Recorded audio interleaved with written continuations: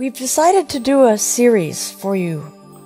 It's been a while, so we'll refresh everything and go over the massage. I've already put oil on her. Put a little bit more.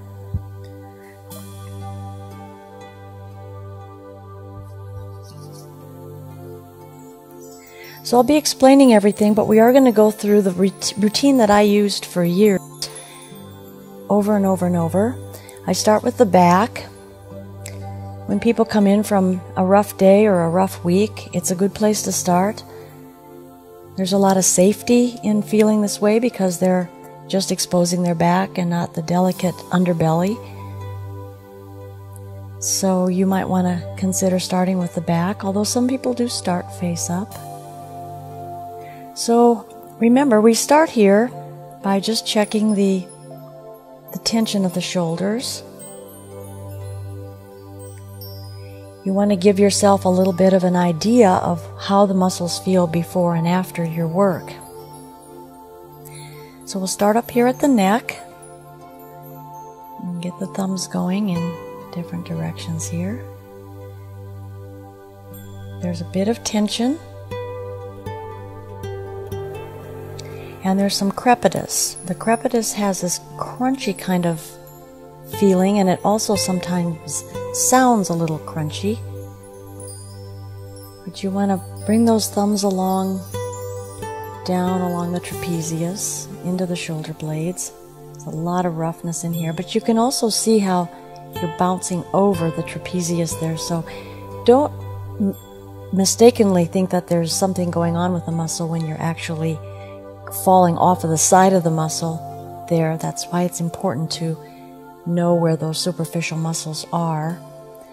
And then we'll just go down the spine on either side of the spine without a whole lot of pressure, but enough to feel the separation of the tissue. Back down again.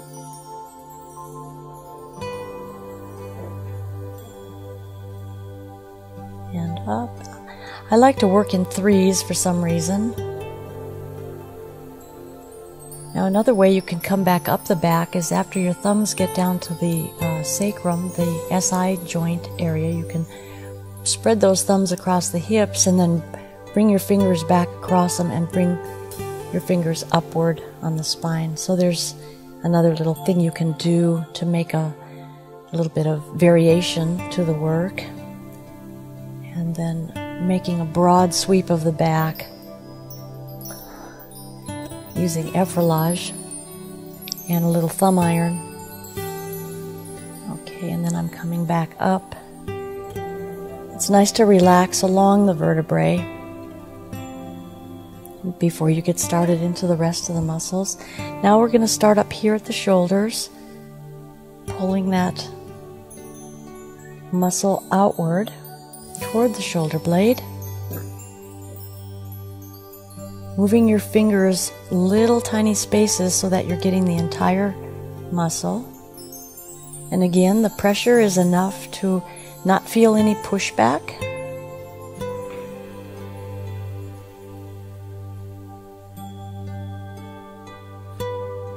And then circular motion from the tip of the trapezius, staying on that trapezius muscle. There's the edge.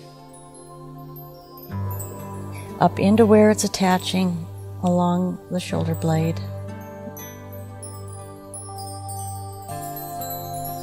And up.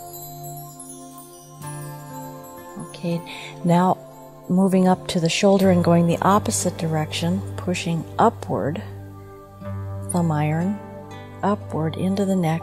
It's important to go as much to origin to insertion as possible, or insertion to origin, depending on where you are. You want to get the whole length of the muscle.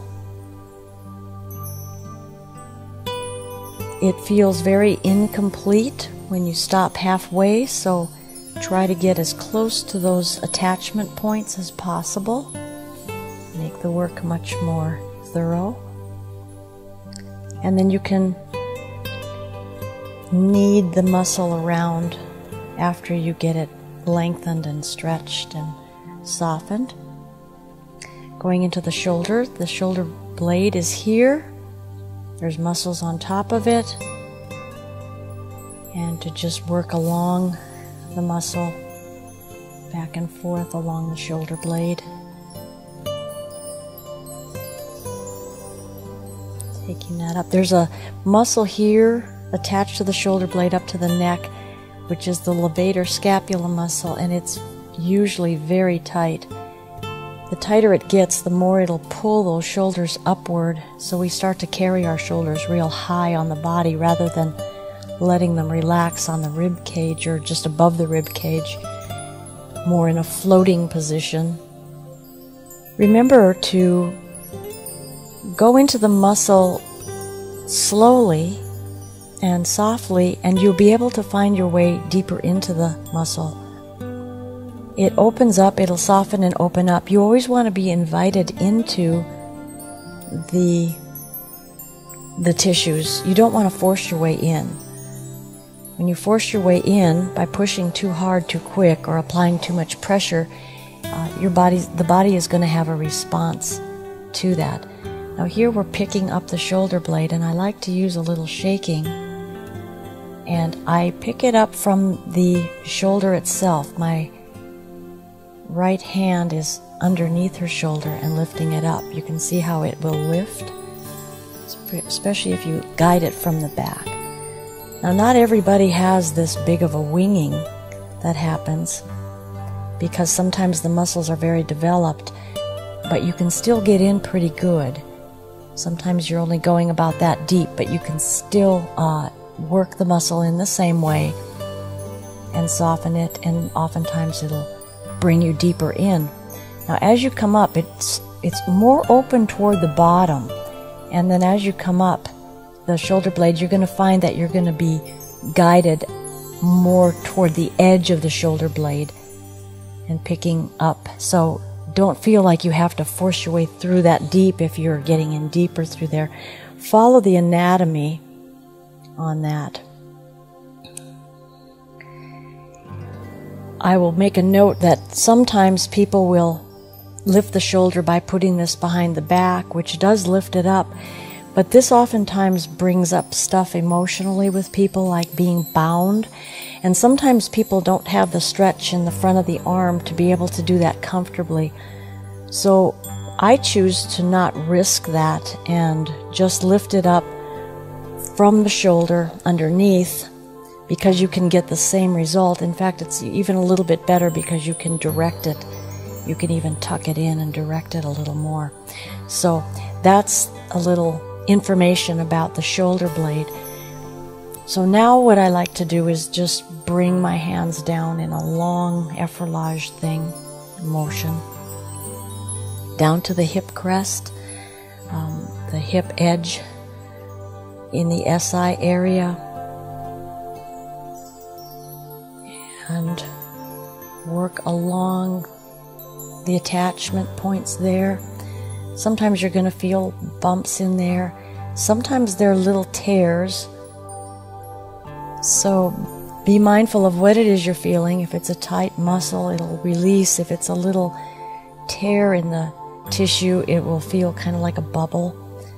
It's not anything dangerous, but it's a different feeling. Then I run my fingers, my thumbs, up the side of the vertebrae, allowing the thumbs to press in as deeply as the body is willing to let it go. And it does feel like the muscle just opens up. And then a little bit farther away from the spine, so there's 3 long thumb irons along the spine, and then the third one is on the edge of this erector muscle. And it's a little different when you get up to the shoulders. You'll wiggle around a little bit because there's other muscles that are in the way. But just keep following that. It goes deeper as you go higher. So know your anatomy and stay on it, even though you might not be actually palpating it. Then this is some little kneading coming from the spine, pulling it away from the vertebrae. Sometimes there's ticklishness in the area of the back. I don't really know what that is. And here we're coming into some tight muscle. But we're just going to keep working kind of underneath it. You're picking it up a little bit and pulling it. And then bringing that back down.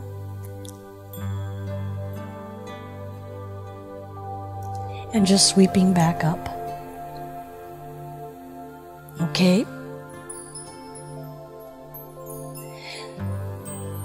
Then going to the other side, we're going to do the same thing.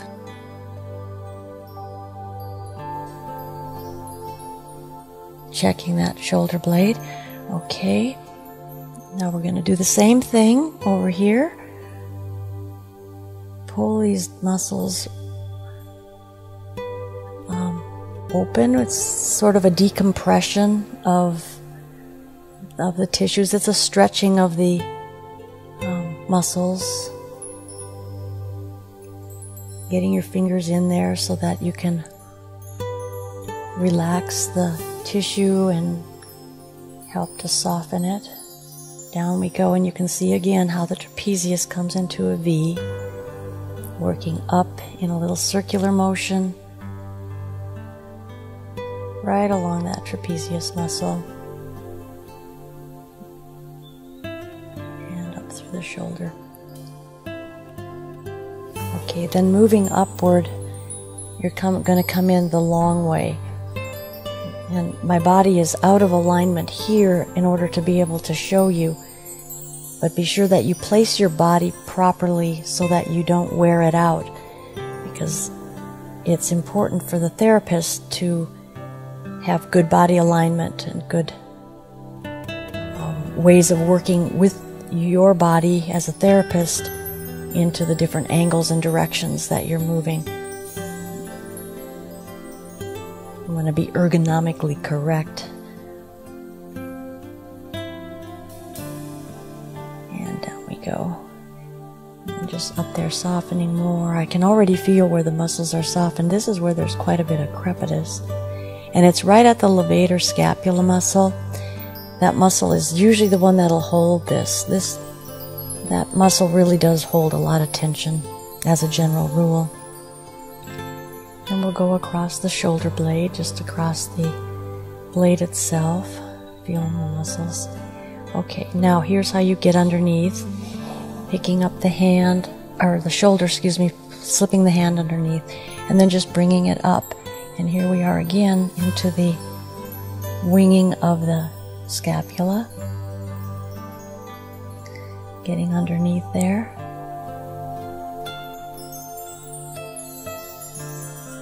Okay, you can sometimes come in from the other side as well. Get under the side where the armpit is more. You can get under that way. You can also, from this position, you can rotate the shoulder blade around, but be very careful when you do.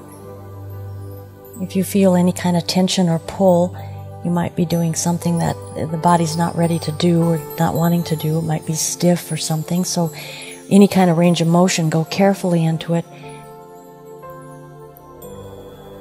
Okay.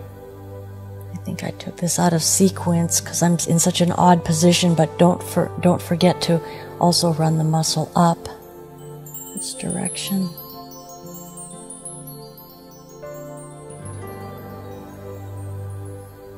And it doesn't matter if you really go out of sequence, but it is important to try to do the same thing on each side.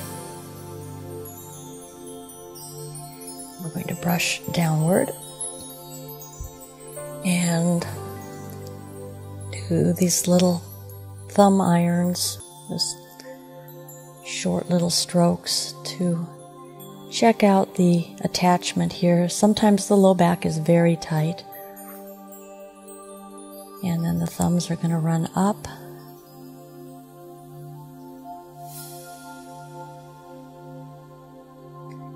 Close to the spine, then in the middle of that muscle.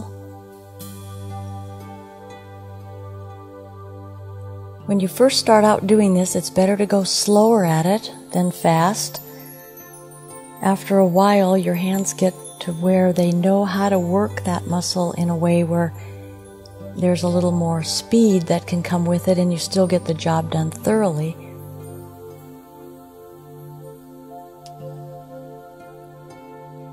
But at first it's important to go slowly because you're going to feel a lot of things opening up and releasing, or you might run into a barrier somewhere.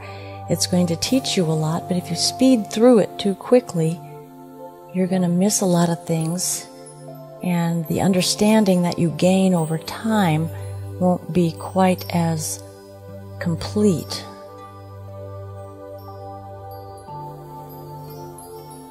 Okay. Okay, I'm going to go back to the other side, although normally I would work from that same side. And this is where I work along the vertebrae with 2 fingers, starting up at the neck, right at the very base of the neck, base of the skull, excuse me, the top of the neck. And here you want to be careful not to pull hair. So you're going to start your fingers in, you're on either side of the vertebrae, and you want to vibrate it down a little back and forth, or kind of a vibration like that, or just even a back and forth kind of a combination.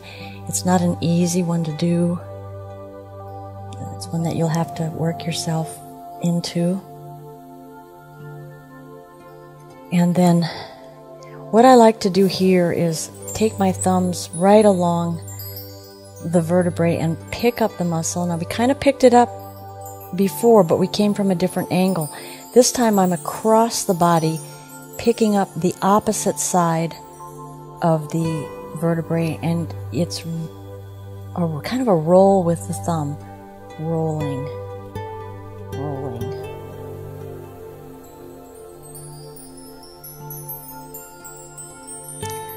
Rolling, rolling, rolling. Up we go. And then do an iron back down right along the spine, and I like to hold the top of the muscle here. It sort of feels like I'm just stretching it, but I do like to hold my hand there. And then the same thing on the other side, where you're rolling through right along the vertebrae. Don't get on top of the vertebrae, go alongside of it and roll that muscle open. There's a lot of little things down there. It feels good.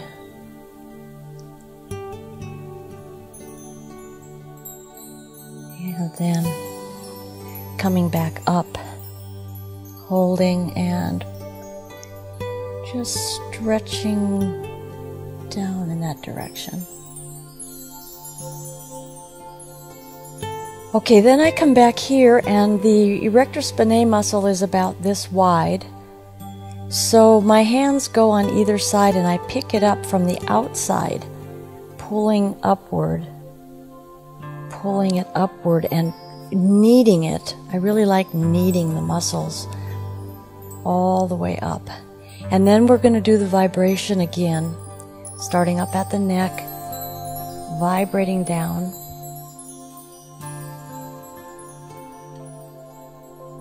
Then this time coming up the spine, you're going to have your thumbs and you're going to be right next to the vertebrae. Now this is a little tricky because what you're going to do is you're going to feel like you're pressing sort of downward and outward. So it's a downward kind of stretch outward, but it's not with a lot of pressure because you want to open up that space, all those little attachments. So it's kind of a downward and outward feeling. And that takes time to develop that. This is where you start getting very proficient, is when you can do different things with your hands than just normal, more gross movements, when you start to get real refined. Okay, then going around the vertebrae one at a time.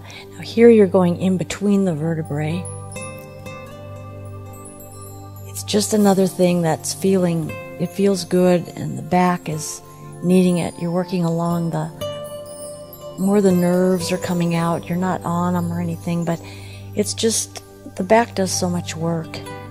The spine does a lot of work. It supports us, and It's important to have the muscles soft around there so we don't pull muscles and have little injuries here and there. Even though they're not very serious, they can create some discomfort in muscles over time. And then just taking it and wrapping away from the body. I like to go through and get in between the rib cage. Get in between there and come up on there. Going that way, and then also going through here. Now some of those shoulders are still a little tight. And this is where some of the other work that I do will loosen those muscles even more, because we have to get deeper into the nervous system for that. But it's going to relax people enough to where they feel much better. So, and over time it can loosen little by little. The body can't always do it all in one session, especially if there's been a lot of workload on it. And then going back, and the last of it is wrapping upward. It's just a nice way to finish. And then upward on this side, up into the neck, and then you can, once as you started, just finish that way, and the muscles feel different.